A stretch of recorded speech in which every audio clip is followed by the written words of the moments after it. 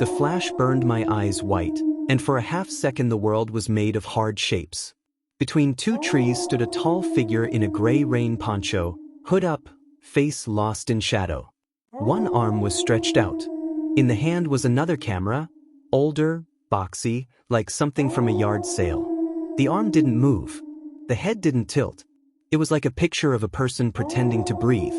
When the white faded, the figure wasn't there anymore. The branches swayed like something had just pushed past them. Mia grabbed my sleeve so tight her nails pressed the fabric. Jordan whispered, "Go," and Ava said, "Now." I picked up Caleb, even though he was too big to carry for long, because his legs had gone soft with fear. We didn't talk about packing. We just ran. The path felt like it was trying to shake us off. Roots grabbed our feet, and little rocks wanted to be bigger. The river was to our left, then to our right, then I couldn't tell where it was anymore. We followed the blue tape Ava had tied earlier, and the carved arrows that said keep left, and our breath sounded like old engines. Behind us, somewhere, a twig broke. It wasn't loud, just clear, like a tap on a window. We reached the small bridge with the loose boards, and for a second the world made sense again. We crossed one by one. I put Caleb down and told him to go first so I could watch him. The boards bounced under his sneakers. He made it. Mia made it. Jordan made it. Ava put a foot down and the board dipped lower than before. She wobbled and threw her arms out. I grabbed her wrist and pulled. We stumbled onto the far side, and all of us laughed, tiny, wild laughter that didn't come from anything funny, just from being still in one piece. The laugh ended when we all saw it at once. A white square tucked under a rock at the end of the bridge. Another printed photo. It was the exact moment of Ava wobbling, caught from the trees at our backs, taken from a place no one had been a second ago. On the back, in the same neat, small letters, were two words: "Nice save." We didn't argue about whether that made sense. We didn't argue about how a photo could be printed that fast. We just ran again, faster, because the woods had started to feel like a game someone else knew the rules to. We burst out of the trees into the gravel lot where the trail began. Seeing the car felt like seeing a lighthouse. I fumbled the keys and dropped them. Jordan scooped them up and hit unlock 3 times before the lights finally blinked. The driver's side door was cracked open, just a finger's width, like a smile. "Did you leave it like that?" Ava asked. "No," I said. My voice was thin. We piled in. Mia shoved backpacks into the back seat, and Caleb climbed in after them like a kid hiding in a pile of laundry. I slid behind the wheel. The seat felt wrong, pushed back farther than I put it, like someone taller had been sitting there. I clicked it forward until my knees stopped floating. We didn't talk about that either. The engine coughed then caught. The radio turned on by itself, soft static, like a person whispering from a room over. I turned it off. The road out was narrow, then wider, then real. Gravel spit under the tires. Pine and shadow gave way to small sky and then more sky. In the rearview mirror, the trees looked like a curtain closing. No one spoke for a long minute. We were leaving. That felt like winning. My hands were tight on the wheel. I told myself the town was 15 minutes. A gas station. A diner. Other people. Bright lights. I said the words in my head like a spell. Caleb poked my shoulder. "Can I have water?" he asked, soft. "Yeah," I said and reached for the bottle in the door. My fingers brushed something under the handle that shouldn't have been there. I pulled it free. It was another printed photo, folded once. My stomach dropped. I opened it on my knee, careful, one eye on the curve of the road. It was the gravel lot where we had just stood, shot from high up, like from the top of a tree or a slope. In the corner, you could see our car door open a finger's width. On the back, "Don't forget TO lockup." "Okay," I said, and I didn't know if I was talking to the picture or to myself or to the part of me that wanted to keep pretending this was all a trick. "Okay." We reached the edge of town and the world changed temperature. Houses with porches. A grocery store closed on Sundays. A dog on a leash walking a man who looked tired in a friendly way. The diner where we'd eaten pancakes the day before had its neon sign humming. It was late afternoon, but inside, things were bright. "People," Jordan said, with more relief in one word than I've ever heard. "We should stop," Mia said. "We need help," Ava said. I turned into the lot. I didn't want to, but I did. Because the sound of forks on plates and the smell of coffee felt like armor. We slid into a booth by the window. The waitress didn't ask why we looked like we'd outrun a storm. She just brought water, because sometimes kindness doesn't need questions. The pancakes lady from yesterday was there too, wiping the counter like it had told her a secret. She looked up and saw us, and her smile made that small shadow again. "Back from the ridge?" she asked. "Yeah," I said. My voice came out like it had swallowed gravel. "Is there a ranger station near here?" Mia asked. The waitress nodded toward a bulletin board by the door. "Sheriff's number's posted, but he's off on Sundays. We got a volunteer who checks the trail lot sometimes. He's supposed to swing by at 6. She glanced at the clock. "He's late more than he's early." Jordan reached across the table and pulled the camera from my backpack, like he was ripping a bandage. "Look," he told the lady. "Please." He turned it on. The screen lit up. For a second I hoped it would be blank, that it would make us all look silly and safe. But the folder that said new was still there, with a little number in the corner that had gone up, 014. Jordan opened it. The first photo was our booth from the outside, shot through the diner window. The angle was low, like it was taken while walking by. You could see the 5 of us, still settling, still smoothing napkins, still catching our breath. The second photo was the car out front. A license plate. The third was the bulletin board with the sheriff's number. The waitress put a hand to her mouth. "Honey," she said. "Not to me. Just to the room."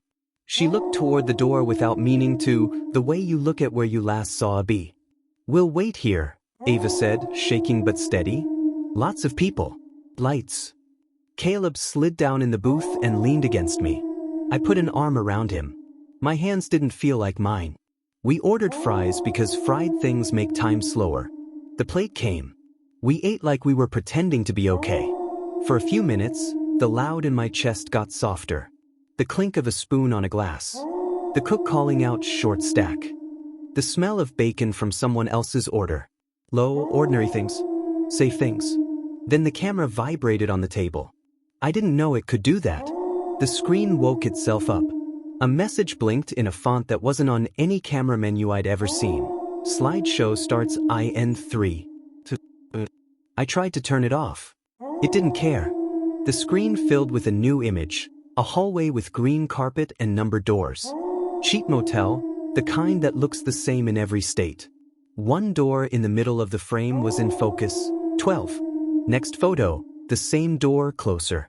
Next, the number 12 filling the screen. Next, a key card reader with a green light. Next, a white bedspread with a geometric pattern, a suitcase half unzipped. None of us had been there. It was like the camera was showing us a place we hadn't yet gone but might. The waitress leaned in, eyes wide.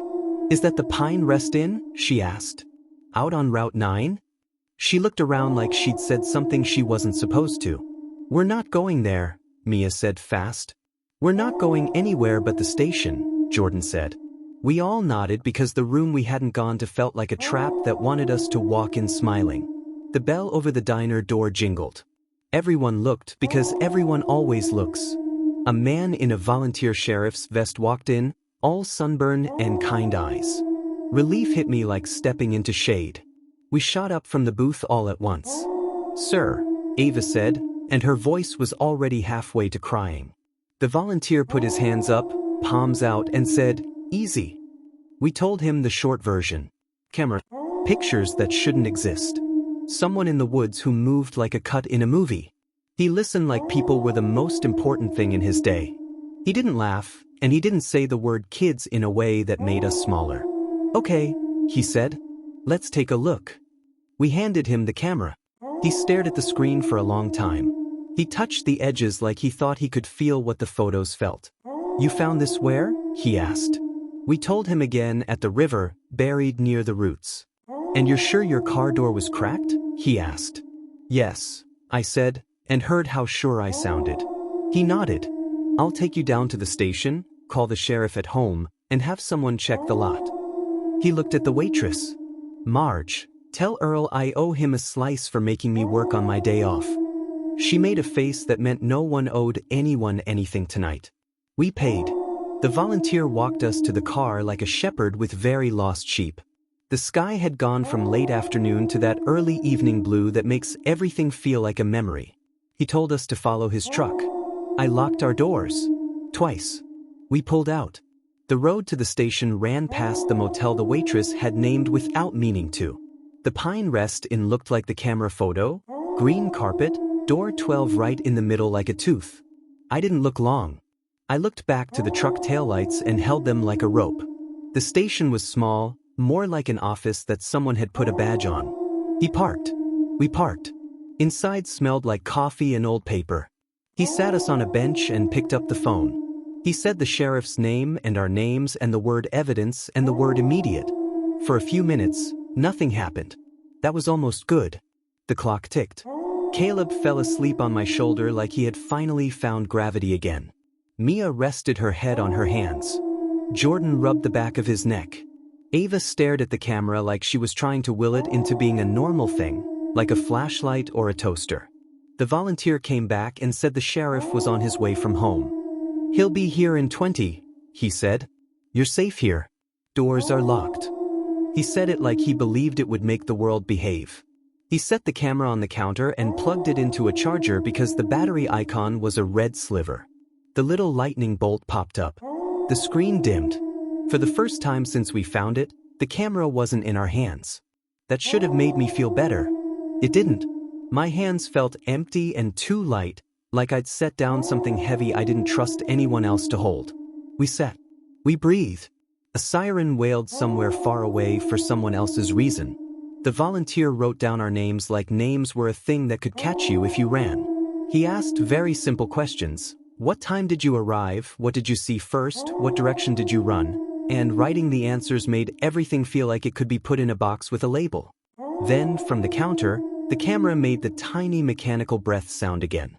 None of us were touching it. The volunteer turned, surprised, like he had forgotten that machines have their own ideas. The screen had woken itself and pulled up the slideshow menu again without anyone pressing a button. It didn't count down this time. It just showed a single photo, sharp and new. It was the inside of the station lobby where we were sitting. Same bench. Same clock. Same volunteer's jacket hung on the hook by the door. Same coffee mug with the chipped rim on the desk. But the angle was wrong, like it had been taken from the ceiling corner where nothing could stand. And in the very front of the frame was the back of my head. The blue glow of the camera screen was on my ear. We all looked up at the ceiling corner together. Nothing there but spiderweb and paint. The volunteer whispered a word I wasn't supposed to hear adults say. He walked to the door, checked the lock, checked the other door, checked a window latch with hands that didn't tremble because he had decided they wouldn't. Before he could say anything to make us calm, the camera clicked again. Another image replaced the lobby one. The new photo was outside, this same building from across the street, framed by the two maple trees on the corner. A person stood on the far sidewalk in a gray poncho with the hood up, tall and still. In one hand was the old, boxy camera. In the other was something white, a printed photo held out like a letter. You couldn't see the face. You couldn't see the hands. You could only see the shape of someone who had learned how to be a shadow in daylight. The volunteer crossed to the window in 3 fast steps and looked out through the blinds. The sidewalk was empty. The maple leaves swayed because wind exists even when people don't. He said very quietly, "Nobody's there." The camera didn't care. The next photo popped up, a close-up of the station's front door from the outside, the metal push bar, the open sign flipped to closed, and, taped dead center at eye level, the white photo we'd just seen held in the gray figure's hand. I could see writing on it now. Small, neat letters like all the others. The volunteer unlocked the door and pulled it open a few inches. The evening air slid in like a cool hand.